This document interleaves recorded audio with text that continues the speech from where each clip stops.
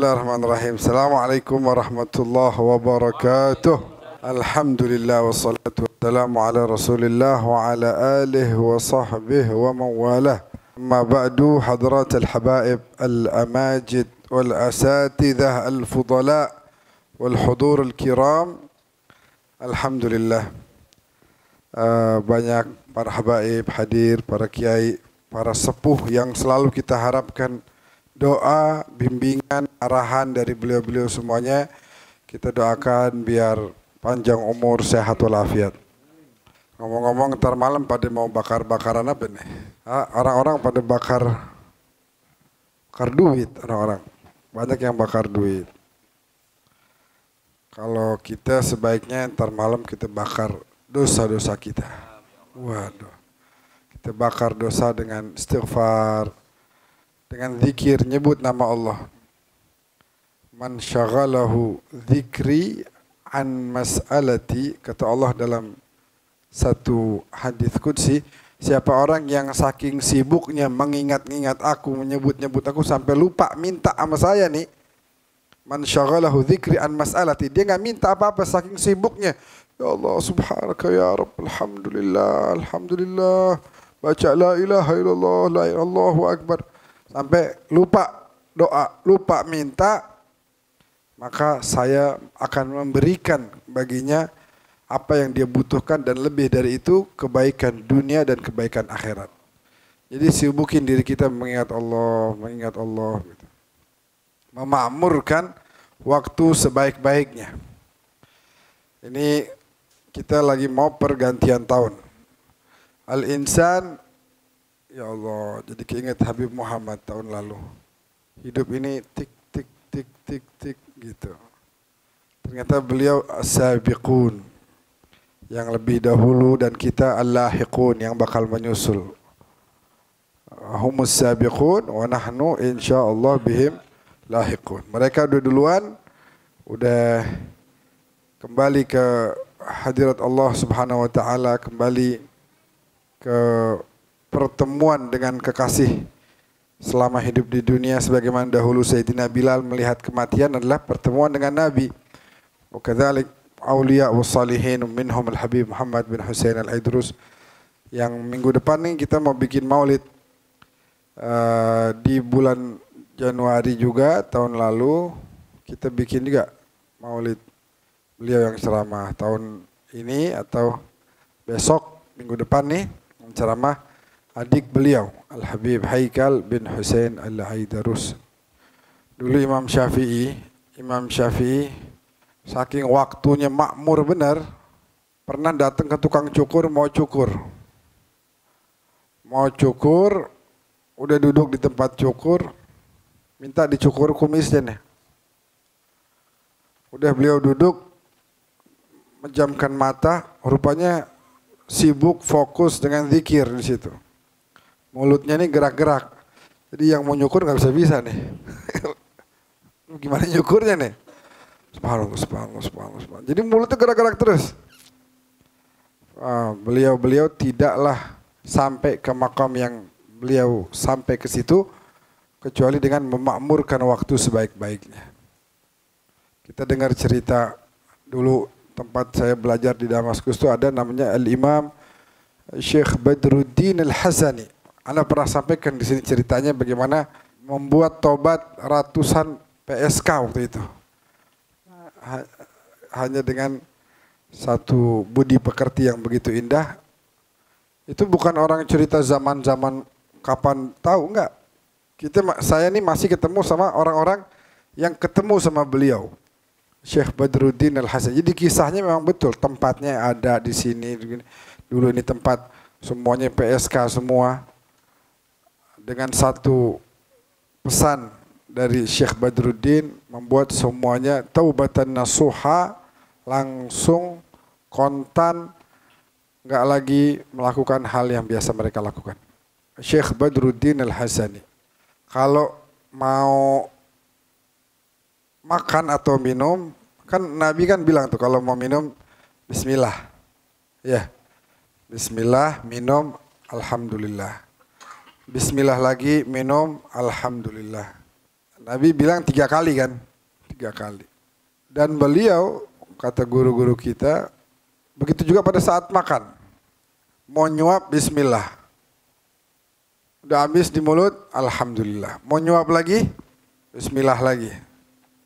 Kalau kita udah lupa tuh ya. Wah, ambil lauk lagi, makan lagi, lupa. Bismillah di awal doang, kadang-kadang lupa. Akhirnya bacanya bismillah tengah-tengah. Awaluhu wa akhiruh. Karena lupa di awal. Saking udah ngelihat makanan enak. Nah, artinya apa? Balik lagi, imaratul awqat, memanfaatkan waktu. Ma nahnu illa ayyaman ma'dudat. Semua kita ini adalah gambaran tentang masing-masing udah punya hari-harinya. Ente ini sekian hari. Ente sekian hari. Ente ini sekian hari. Gak ada orang yang umurnya sampai banyak gitu. Kira-kira 100 tahun lagi kita masih pada ada nggak? Udah nggak ada ya? Udah pada nggak ada. 100 tahun lagi kita semua udah nggak ada. Udah ganti generasi keberapa udah. Jadi memang begitu manusia. Makanya Allah bilang supaya kita memanfaatkan waktu sebaik-baiknya. Manfaatkan waktu sebaik-baiknya. Nabi SAW segitunya beliau suci, terhormat, mulia, enggak ada dosa. Inni la astaghfirullah sab'ina marrah fi kulli yawm. Tiap hari tidak kurang dari 70 kali Nabi beristighfar.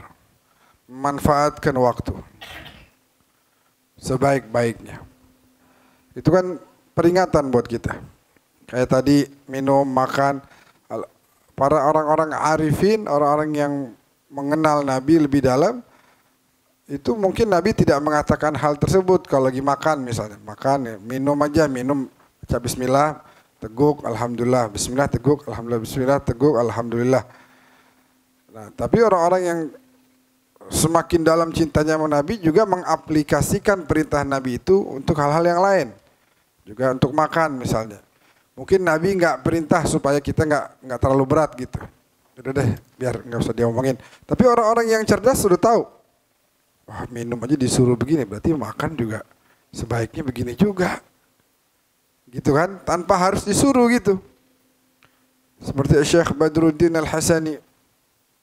Orang yang luar biasa. Nah, balik lagi, manfaatkan waktu. Tahun lalu kita tahun baruan 2022-2023. Tidak berasa tahun baruan lagi 2023 menuju 2024. Sudah ada sebagian keluarga, sahabat, sanak famili, bahkan tadi pagi fuji'na bi khabar, kita dibikin kaget semua dengan kabar di mana Al-Habib Ahmad Farid bin Syekh bin Muhammad bin Syekh Abi Bakar bin Salim meninggal, kakaknya Habib Nagib. Selang beberapa jam aja, masih pagi juga, Al-Habib Muhammad bin Ahmad Fada'ak, sahabatnya Habib Nagib. Mudah-mudahan Allah kasih kesabaran di hatinya Habib Nagib. Habis kehilangan kakak, mungkin kelarnya, nangisnya belum kelar tuh. Masih bercucuran air mata, dapat kabar lagi. Habib Muhammad meninggal, ya Allah. Sedih banget. Kehilangan kakak, terus kehilangan sahabat dakwah. Luar biasa. Begitu, beliau udah memakmurkan waktunya, mengisi hidupnya dengan mengajarkan kepada masyarakat untuk senantiasa bertakwa kepada Allah, mengingatkan kita umatnya Nabi untuk senantiasa imtithal awamirillah, ijtinab nawahi, menjalankan apa yang jadi perintah Allah, jauhin larangan Allah. Begitu. Jadi nggak gampang. Afa hasibtum annama khalaqnakum abatha? Kamu pikir kami ciptakan kalian ini begitu aja sia-sia? Wa annakum ilaina la turja'un? Apa kamu pikir kamu gak akan kembali kepada aku? Kembali. Siap-siap. Bawa bekal yang cukup. Semua manusia ini umur udah ada. Manfaatkan sebaik-baiknya. Wa idza jaa ajaluhum la yastakhiruna sa'ah wa la yastaqdimun. Udah semua ditentuin, sehingga ayo sama-sama manfaatkan. Ini nggak berasa. Saya kemarin ngajak anak-anak jalan sama keluarga besar. Anak-anak saya nih pada main bola. Terus saya keinget ya, sekian belas tahun yang lalu dulu kita nih, saya nih yang di situ main bola. Sekarang udah ngos-ngosan lari dikit. Ngos-ngosan udah capek. Begitu cepat banget berjalan waktu. Ayo siap-siap, manfaatkan umur sebaik mungkin. Yang belum nikah, Farhan, Ma'ruf, ayo segera nikah, cari jodoh yang baik. Cari jodoh yang sama-sama bisa membantu, tolong menolong dalam ketakwaan kepada Allah Subhanahu wa taala. Kita baca sedikit hal-hal yang bermanfaat yang dibutuhkan oleh para talibul ilm wal alim. Kita baca sedikit aja. Syarat belajar dan mengajarkan ilmu ada 12. Yang pertama, hendaknya orang itu belajar dengan niat yang memang sesuai apa yang ditentukan oleh Allah. Allah memberikan ilmu tujuannya apa? Tujuannya apa? Nah itu, jangan cari niat yang lain. Jangan cari niat yang lain seperti misalnya iktisabi malin, nyari duit. Gue mau belajar belajar habis itu banyak undangan cari duit Jangan. Yang itu bisa justru bukan mendapat kemuliaan, tapi bahkan ishtaruna bi ayatillah thamanan qalila. Jual ayat Allah. Nauzubillah min dzalik. Au jahin, atau mendapatkan kehormatan. Saya mau belajar biar dihormatin orang. Habis gitu orang pasti pada cium tangan sama saya. Wah, nanti saya jalan dikawal. Wah, nanti saya itu haram. Au mughalabati khasmin. Apa itu mughalabati khasmin? Ngalahin orang. Wah, dia udah belajar, udah cakep sekarang tuh ilmunya. Gue juga mau belajar Habis itu gue ajak debat dia depan orang-orang biar malu. Itu niatnya yang sangat buruk. Au mukatharah, banyak-banyakan. Jadi tidak boleh ya. Kita ingetin lagi ayatnya dulu apa? La khaira fi katsir min najwahum illa man amara bi shadaqatin aw ma'rufin ihsanin bin nas wa may yaf'al dzalika ibtigha'a mardatillah fa sawfa nu'tihi ajran 'azima. Ajaklah orang kepada Allah dengan niat yang baik. Siapa yang niatnya baik hanya mengharap balasan dari Allah, maka Allah akan berikan balasan yang banyak. Tapi kalau yang niatnya tadi tuh mau dapat duit, mau dapat pujian, mau dihormatin orang, mau debat, itu nggak dapat balasan dari Allah. Itu yang pertama niatnya. Jadi ilmu itu diajarkan tujuannya adalah seperti yang kita baca di akhir majelis. Rabbana anfa'na bima 'allamtana. Rabbi 'allimna alladhi yanfa'una. Jadi Rabbana anfa'na, ya Allah berikan manfaat kepada kami dari ilmu yang udah Kau ajarkan kepada kami. Jadi ilmu yang kita punya ini hendaknya bermanfaat, mengajak kepada kebaikan, bukan mengajak kepada keburukan. Wa'iyadzubillah min dzalik. Dan juga Rabbi 'allimna alladhi yanfa'una. Ajarkan ilmu-ilmu yang bermanfaat, yang kira-kira kita kalau tahu ilmu tersebut bisa bermanfaat buat kita. Yang kedua, belajar ilmu yang kira-kira cocok sama dirinya. Jadi masing-masing itu udah punya spesialisasi masing-masing gitu ya. Masing-masing udah punya spesialisasi beda-beda. Anda ingat ceramah Habib Muhammad tahun lalu di sini? Beliau bilang bahwa memang masing-masing udah Allah berikan bakat. Tinggal dikembangin bakat ini. Beliau kasih contoh betapa kata beliau orang Brazil itu Allah kasih bakat main bola jago-jago. Orang Indonesia kurang dibanding Brazil. Orang Indonesia mau latihan bertahun-tahun, tanding lawan Brazil, kalah. Karena memang bakatnya yang di sana lebih besar. Nah kalau di sini misalnya bulu tangkis tuh, cakep kan. Nah termasuk juga bakat dalam mengkaji ilmu. Apalagi para sadah ini, Allah udah siapkan itu bakatnya. Mau dikembangin apa enggak? Mau dipakai apa enggak? Jangan kita kebanyakan, kata Habib Muhammad, balik lagi nih, Habib Muhammad tahun lalu bilang, banyak orang sekarang hadir ke sono kemari, acara apa misalnya? Haul. Haul di mana? Oh, haul di sono Jawa Tengah. Haul Jawa Timur, haul di Banjarmasin. Haul di sini hadir. Tapi kagak pernah duduk belajar baca kitab. Baca fikih yang benar. Sehari-hari nih dia punya sholat udah benar belum?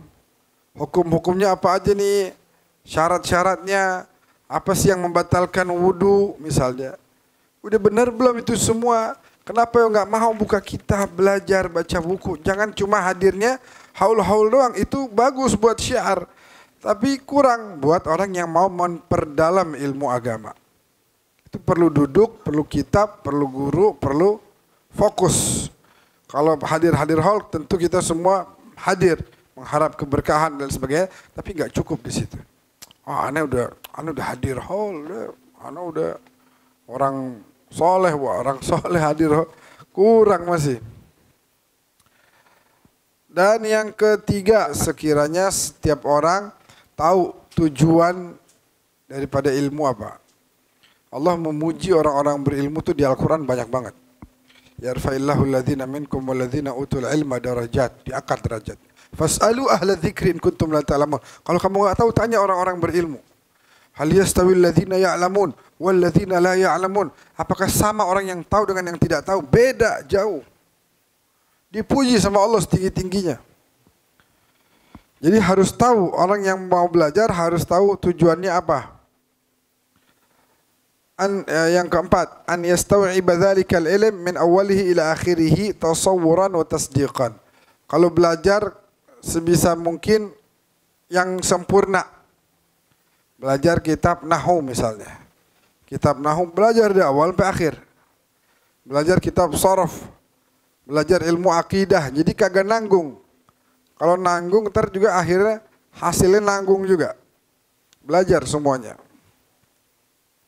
An yaqra ala syaikhin mursyidin wa aminin nasih wa la yastabidda bi nafsihi wa dzakaih.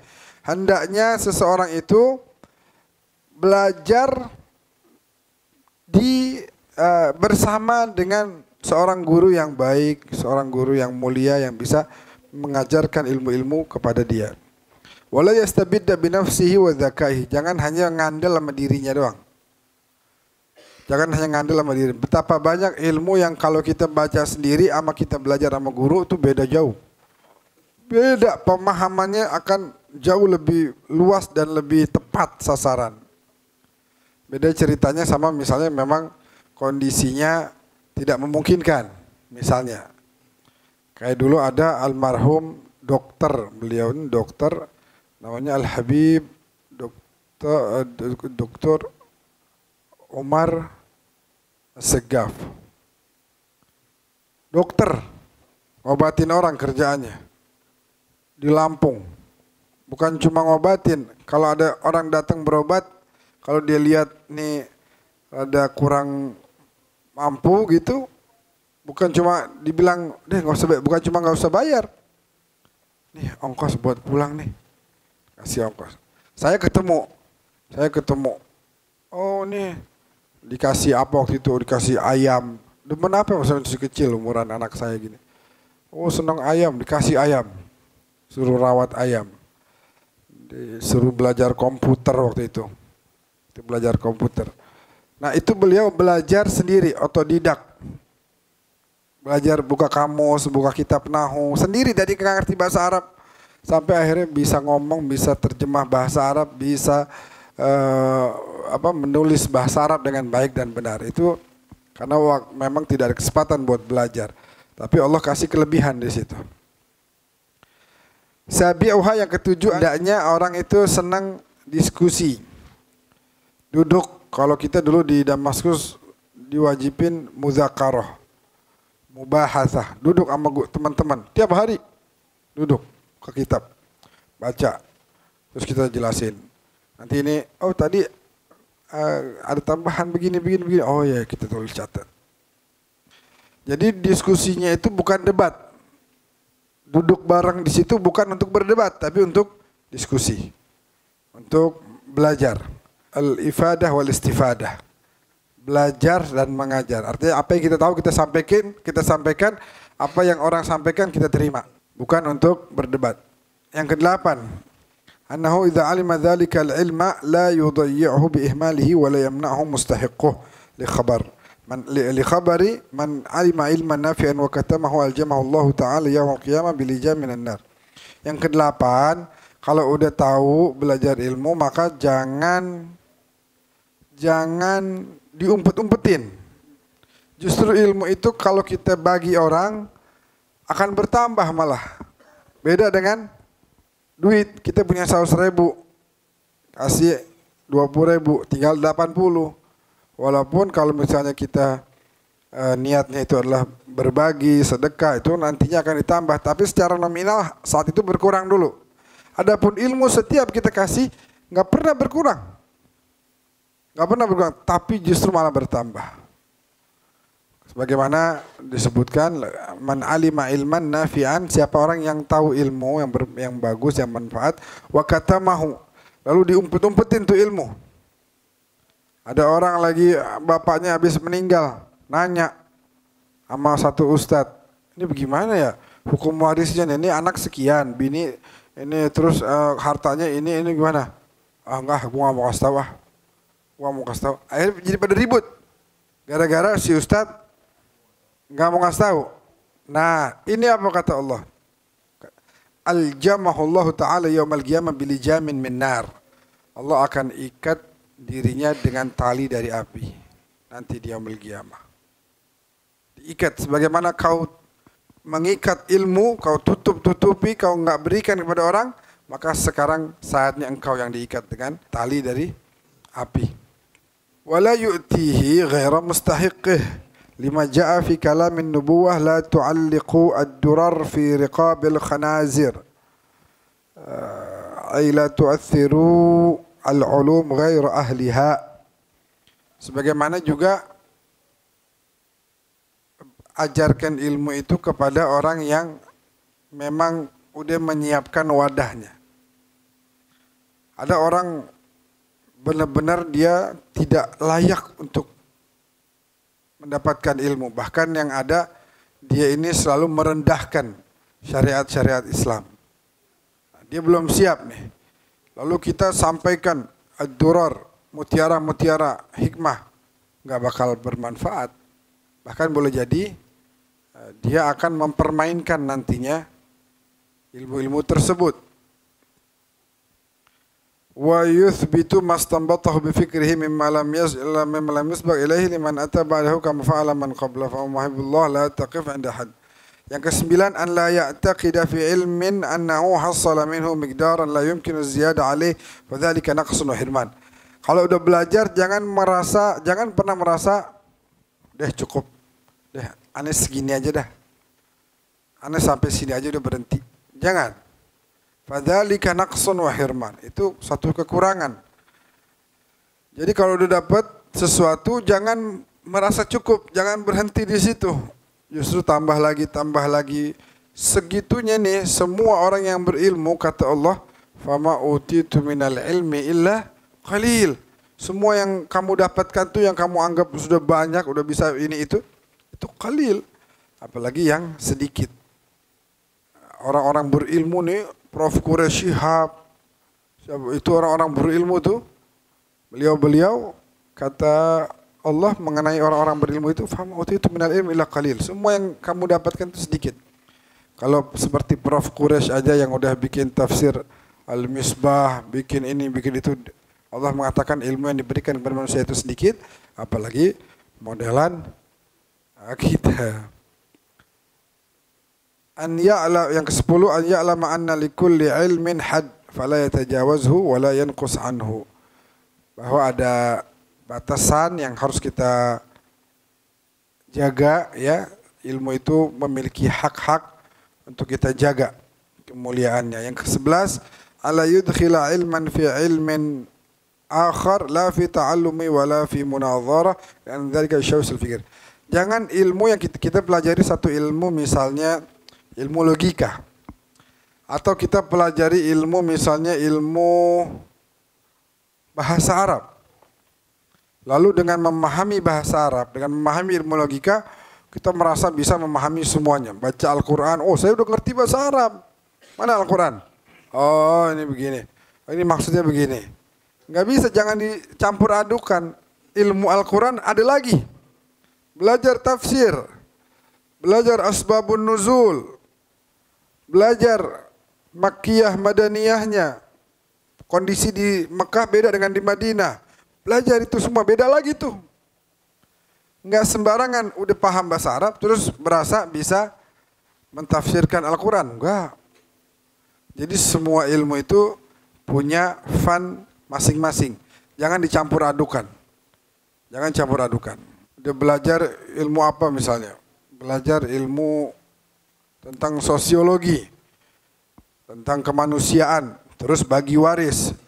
Bagi waris dia pakai ilmu sosiologi. Oh, dalam ilmu sosiologi semua manusia dianggap sama. Laki perempuan itu tidak boleh beda-bedakan. Ya, berantakan. Islam itu justru tidak membeda-bedakan. Bukan masalah membeda-bedakan, ini adalah hukum. Asy-syari' huwa Allah jalla jalaluhu, yang memberikan hukum Allah. Dan pasti itulah yang terbaik. Jangan dicampur adukan, nanti baru belajar sosiologi pakai mau bicara ilmu faraid lagi. Nah, beda. Nggak bisa intinya masing-masing punya bidang. Jangan kita campur aduk, berantakan nanti. Kita baru tahu masalah ilmu fisika, biologi, terus mau bicara ilmu agama berbeda tuh. Belajar ilmu apa namanya? Kebersihan, terus wudu. Salah wudu begitu, belum bersih itu kudunya mah. Nah, itu jadi campur aduk. Terakhir yang ke-12, hendaknya al-muallim wal muta'allim, yang belajar maupun yang mengajar, masing-masing mengetahui hak bagi yang satunya lagi. Guru tahu haknya murid, murid tahu haknya guru.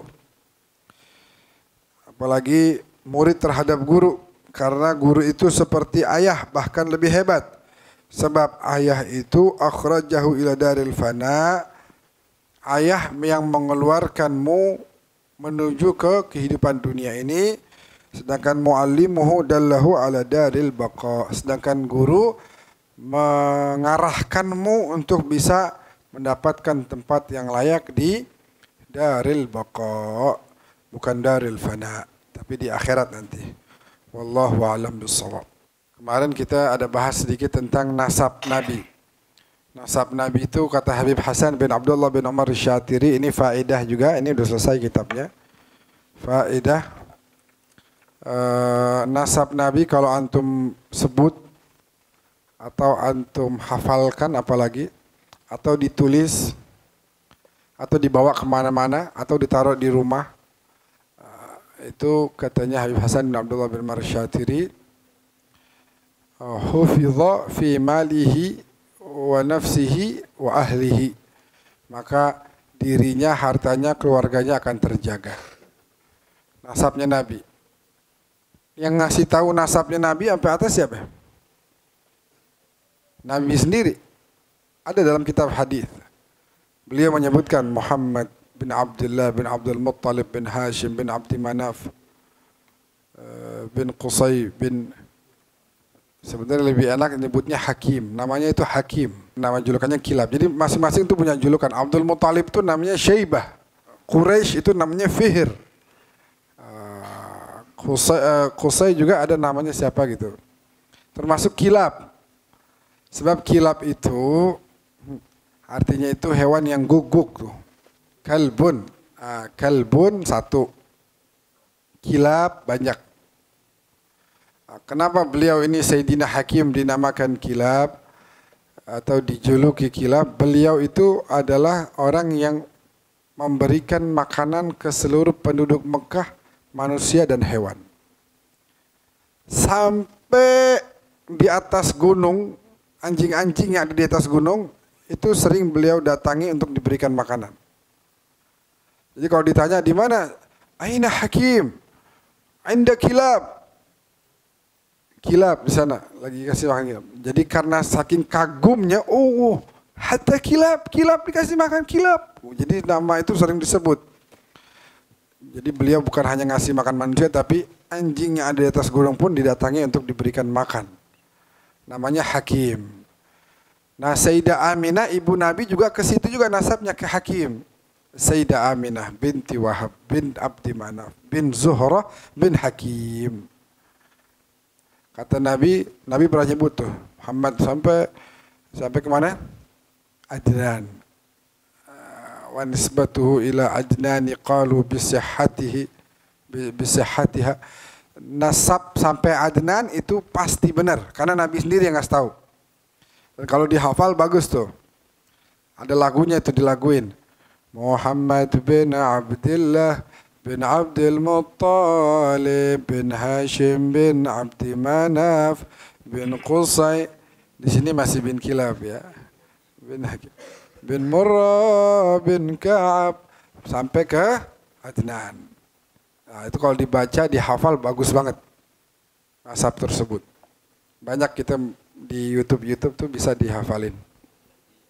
Di Barzanji fasal yang kedua itu fokus hanya nulis nasab Nabi.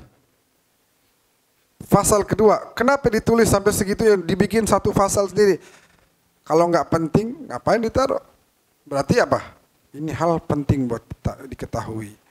Hal ini penting untuk diketahui dan bahkan dihafal. Bisa menjaga kita dan lain sebagainya. Kalau antum ada waktu, hafalin. Tulis. Bawa kemana-mana. Taruh di tas. Nabi sendiri yang ngomong. Nabi buat apa ngomong? Terus gitu aja gitu. Enggak mau ngasih doang. Enggak. Biar kita hafalin. Nah, sampai di Adnan bin Ma'ad bin Adnan. Bin Nizar bin Ma'ad bin Adnan. Nabi berhenti itu di situ. Dari Adnan langsung disebutkan. Dan kemudian dalam kitab-kitab itu bahasa Arab disebutkan. Kemudian Adnan ini tidak diragukan nasabnya lanjut kepada Ismail. Zabihillah. Nabi sering bilang ana bin Zabihain. Jadi sampai Ismail bin Ibrahim. Bin. Ini semua bin ini aulia wal asfiya wal anbiya semuanya.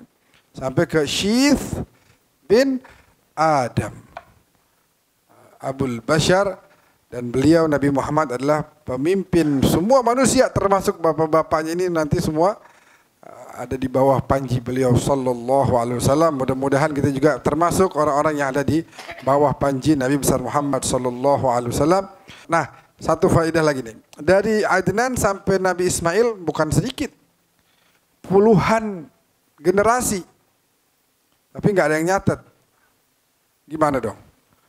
Berarti salah nasabnya. Ada yang bilang kan begitu sekarang. Wah ini terputus nasabnya nih. Nggak kecatat. Sekian generasi. Rasulullah nggak kecatat tuh. Tanya ulama sedunia. Tidak ada yang berani mengatakan bahwa dari Adnan sampai Ismail itu ini nggak ada yang bisa memastikan. Sampai saat ini nggak ada. Hanya mereka semua mengatakan dari Adnan tersambung nasabnya sampai ke Ismail. Siapa-siapa aja nggak ada yang tahu, nggak ada yang catat. Terus berarti berarti batal tuh, terputus tuh nasabnya. Enggak. Harus tes DNA gitu ya. Tidak seperti itu ya ikhwan, enggak seperti itu. Iya. Ayo Habib besok tes DNA Habib ya. Enggak, balik lagi itu nasab bagus kalau kita hafal. Nama-nama ayah-ayah Nabi dan semuanya tidak ada satu manusia pun dari ayah-ayah Nabi sampai Syis sampai Adam tidak ada satupun yang